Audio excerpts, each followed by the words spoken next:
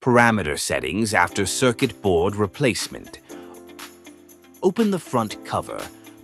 Press both side buttons to enter the password interface. Press the up-down arrows to change the digits. Press the left button to shift the cursor.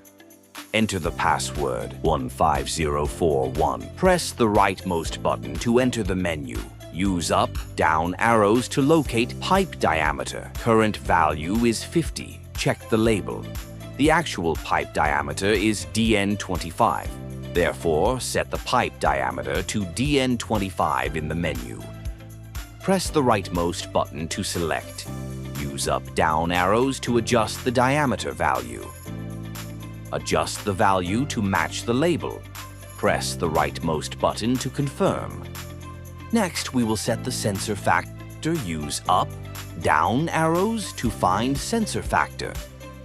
The sensor factor can be found on the device label.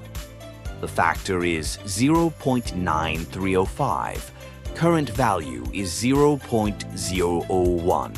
Press the rightmost button to select sensor factor. Press the leftmost button to shift the cursor. Press the up-down arrows to change the digits. Adjust the value to match the label. Press the rightmost button. To confirm, press both leftmost and rightmost buttons. To exit configuration